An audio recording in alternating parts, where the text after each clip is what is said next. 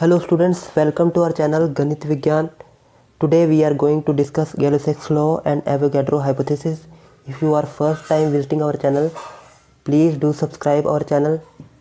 Let's start first topic Gay-Lussac's law. तो Gay-Lussac's law है, पहले हम समझते हैं डेफिनेशन से, उसके बाद एग्जांपल देखेंगे। तो पहले हमें दिया हुआ है when gases react they do so in volume which bears a simple whole number ratio।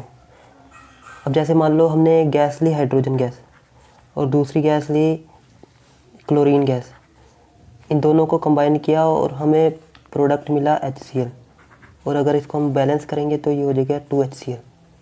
तो यहाँ पे हमने 1 मॉलिक्यूल ऑफ हाइड्रोजन लिया, 1 मॉलिक्यूल ऑफ क्लोरीन लिया, तो हमें मिला 2 मॉलिक्यूल ऑफ HCl।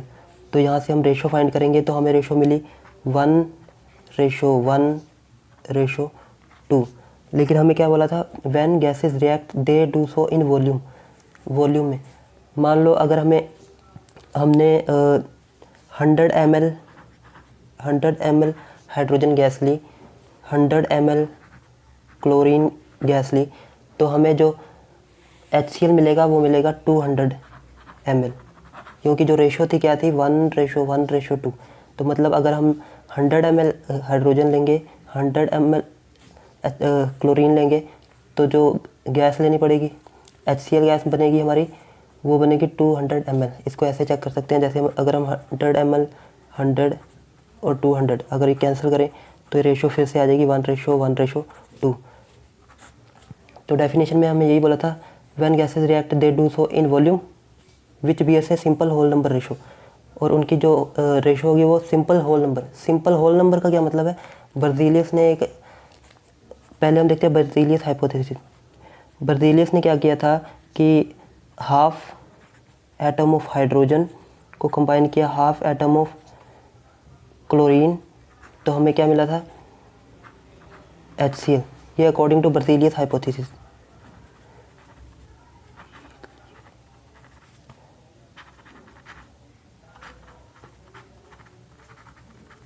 हाइपोथेसिस हम किसी स्टेटमेंट को बोलते हैं, जो एक स्टेटमेंट तो दी गई हो किसी साइंटिस्ट से की तरफ से, लेकिन उसको प्रूव ना किया गया हो, उसको बोलते हैं हाइपोथेसिस। तो उसने क्या, बर्ज़ीलियस ने क्या बोला था कि अगर हम half atom of hydrogen half atom of chlorine ले, तो हमें जो गैस मिलेगी HCl, 1 मॉलिक्यूल ऑफ HCl। अब यहाँ पे क्या बन रहा है 1/2 हाफ एटम ऑफ हाइड्रोजन, लेकिन हमें डाल्टन एटॉमिक थ्योरी के अकॉर्डिंग पता है कि atom is a indivisible particle. अगर एटम को डिवाइड नहीं किया जा सकता तो फिर हम हाफ एटम ऑफ हाइड्रोजन कैसे ले सकते हैं। तो फिर इसीलिए इसको ही फर्दर एक्सटेंड करके गै-लुसैक लॉ ने बोला था कि अब अगर हम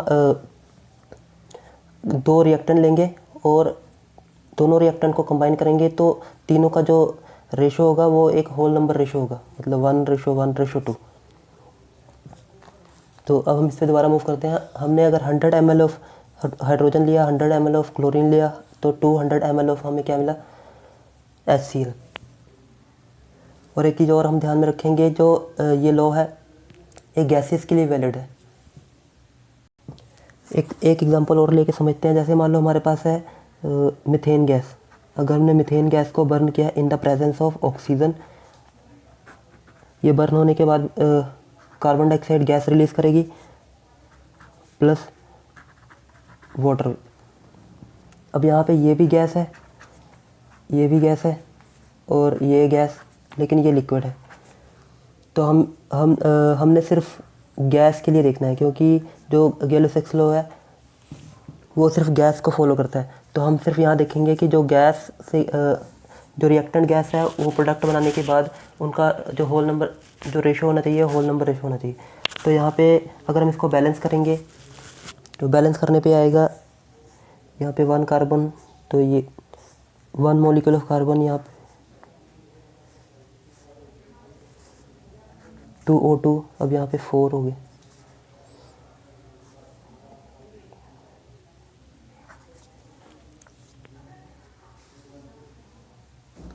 ये बैलेंस हो गया। तो ये बैलेंसिंग आपने 10th क्लास में सीखी होगी, लेकिन अगर नहीं आती तो फिर इसके लिए मैं अलग से वीडियो बना दूंगा। अब ये ये हमारी रिएक्शन है, इसमें 1 molecule of methane 2 molecule of oxygen combine करके कार्बन डाइऑक्साइड गैस बना रही है। तो यहाँ पे जो गैस जो इनका रेशो होगा 1 molecule of methane 2 molecule of oxygen combine to form give 1 molecule of carbon dioxide gas. या फिर हम इसको बोल सकते हैं 1 volume of methane 2 volume of oxygen combine to give 1 volume of carbon dioxide gas. कहने का मतलब है कि अगर मान लो हमने 100 ml मीथेन गैस ली, अगर हमने 100 ml मीथेन गैस ली तो हमें जो ऑक्सीजन लेनी पड़ेगी 200 ml। अगर हमने 100 ml ऑफ मीथेन गैस ली तो हमें 200 ml ऑक्सीजन गैस लेनी पड़ेगी, और हमें जो कार्बन डाइऑक्साइड मिलेगी वो कितनी मिलेगी 100 ml।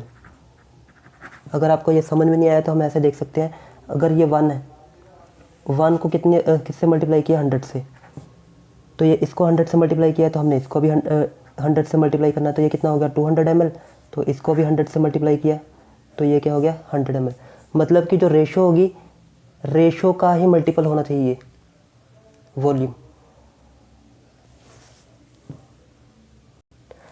अगर हम इसको 50 ml लेंगे तो बाकी सब कितने होने चाहिए, तो 50 ml लेंगे तो हम यहाँ पे देख सकते हैं कि अगर हमने किससे मल्टीप्लाई किया 50 से, तो ये 50 ml, तो इसको 50 से मल्टीप्लाई करेंगे तो ये हो गया 100 ml, और इसको 50 से मल्टीप्लाई किया तो ये हो गया 50 ml। एक एग्जांपल और देखते हैं। मान लो हमारे पास जो नाइट्रोजन गैस है, वो नाइट्रोजन गैस हमारे पास अवेलेबल है 60 ml, और हमारे पास हाइड्रोजन गैस है वो अवेलेबल है वो भी 60 ml, और हमने इनकी रिएक्शन करानी है और हम देखेंगे कि कौन सी गैस फॉर्म होती है और कितने वॉल्यूम में। तो पहले हम नाइट्रोजन प्लस हाइड्रोजन को अगर रिएक्ट कराएंगे तो हमें मिलेगा अमोनिया गैस, और अगर इसको बैलेंस करेंगे तो यहाँ पे आ गया 2N और ये हो गया 2, और ये बैलेंस हो गया। अब यहाँ से हम देख रहे हैं कि 1 molecule of nitrogen 2 molecule of hydrogen combines to give 2 molecule of ammonia, और यहाँ पे बैलेंस नहीं हुआ, यहाँ पे 3 आएगा, 6 हाइड्रोजन, ये 6 हाइड्रोजन, तो यहाँ पे 3 आएगा। अब हमारे पास नाइट्रोजन कितनी अवेलेबल थी, नाइट्रोजन हमारे पास थी 60 ml। अगर हम नाइट्रोजन 60 ml लेंगे, नाइट्रोजन 60 ml, तो हमें हाइड्रोजन गैस कितनी लेनी पड़ेगी, ये 3 गुना है इसके। 1 मॉलिक्यूल ऑफ हाइड्रोजन ली तो मतलब किससे मल्टीप्लाई किया 60 से, तो ये भी इसका 60 टाइम्स होना चाहिए था, तो ये 60 टाइम होगा तो ये कितना हो जाएगा 180 ml। और हमारे पास 180 ml हाइड्रोजन गैस अवेलेबल नहीं है, हमारे पास तो सिर्फ 60 ml गैस अवेलेबल हाइड्रोजन, तो इसका मतलब है हम 180 ml यहाँ पे नहीं ले सकते। तो अगर हम इसको लेंगे तो कैसे कर सकते हैं, देखो अगर ये 180 है, अगर हमने इसको भी 60 से मल्टीप्लाई किया तो ये हो गया 120 ml। तो लेकिन हमारे पास कितनी गैस अवेलेबल है हाइड्रोजन गैस 60 ml, तो ऐसा करते हैं हम इसको डिवाइड कर देते हैं, ये कितना हो गया 60 ml। अब ये इसको 3 से डिवाइड किया तो इसको भी 3 से करेंगे, इसको भी 3 से करेंगे, तो ये कितना हो गया 20 ml, और ये कितना हो गया 60 ml। तो हमें कितनी गैस मिलेगी, कितनी अमोनिया मिलेगी, ये मिलेगी 40 ml। तो 20 ml नाइट्रोजन कंबाइन हुई 60 ml hydrogen gas to give 40 ml of ammonia gas. तो यहाँ पे हम देखते हैं कि हमारे पास अवेलेबल थी कितनी 60 ml गैस थी, नाइट्रोजन गैस थी, लेकिन 40 ml नाइट्रोजन जो बच गई हमारे पास अनरिएक्टेड, इसको बोलेंगे हम। हमें क्या क्या मिला 40 ml अमोनिया गैस मिली, 40 ml अमोनिया गैस। एंड जो नाइट्रोजन कितनी बच गई हमारे पास अनरिएक्टेड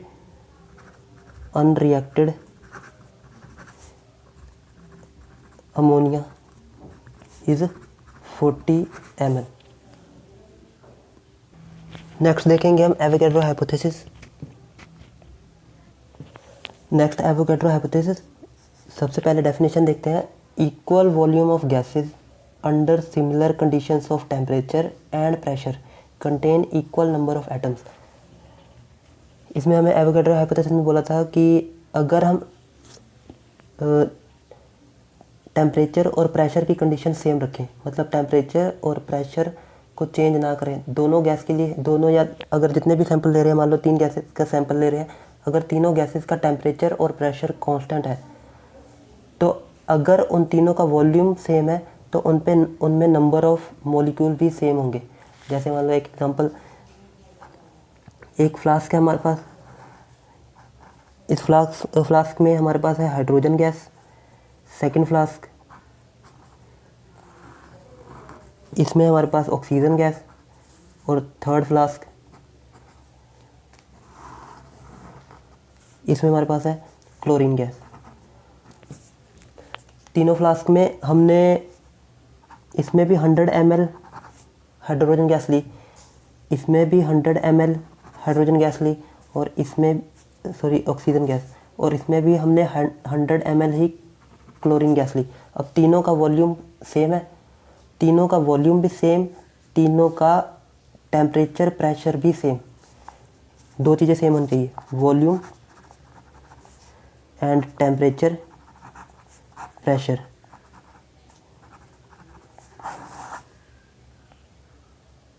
या फिर हम इसको बोल सकते हैं स्टैंडर्ड टेम्परेचर एंड प्रेशर, और NTP normal temperature and pressure.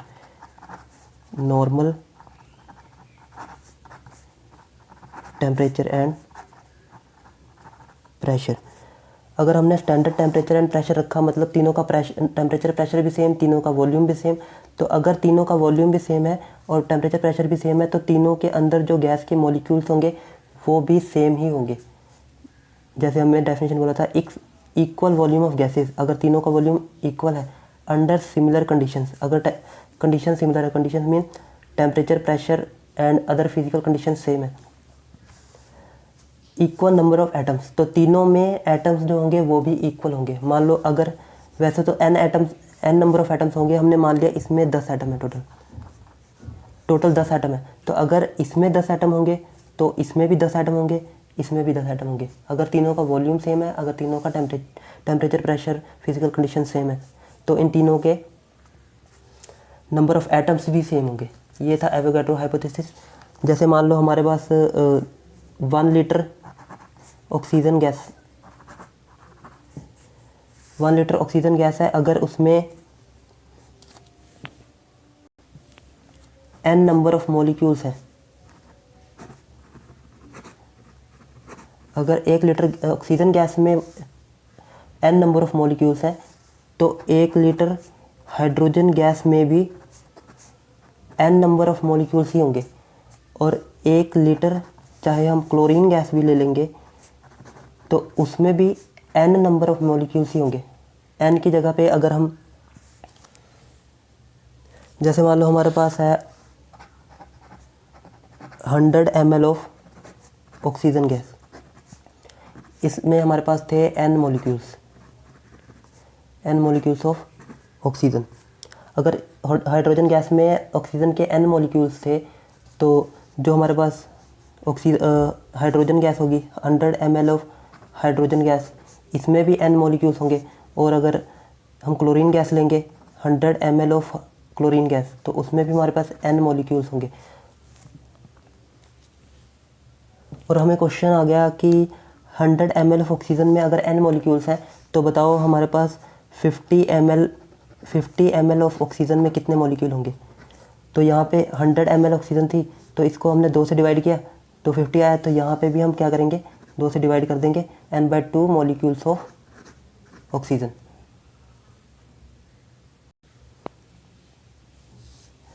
Hundred molecules oxygen के कितने मॉलिक्यूल्स हैं, n molecules of oxygen 100 ml में।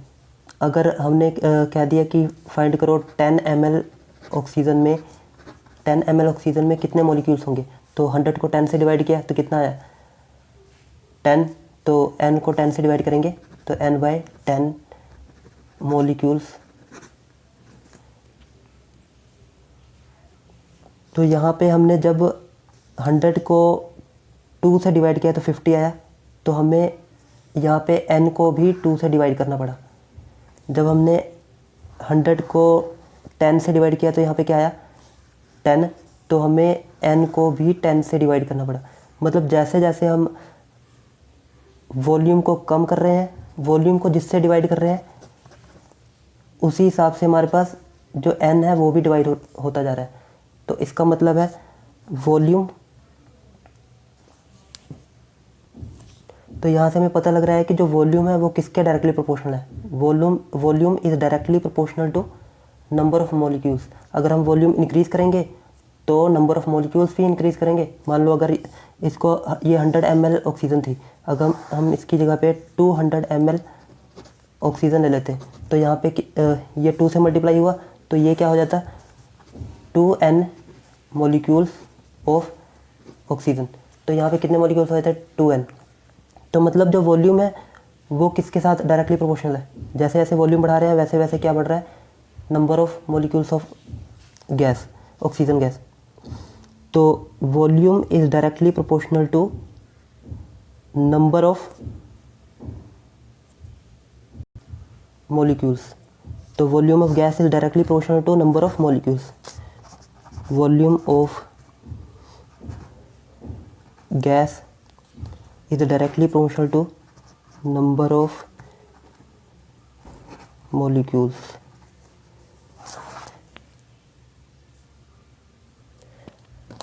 आई होप आपको समझ में आ गया होगा। अगर आपको किसी भी पॉइंट पे प्रॉब्लम आती है तो आप कमेंट करके पूछ सकते हैं। आज के लिए इतना ही। Thanks for watching.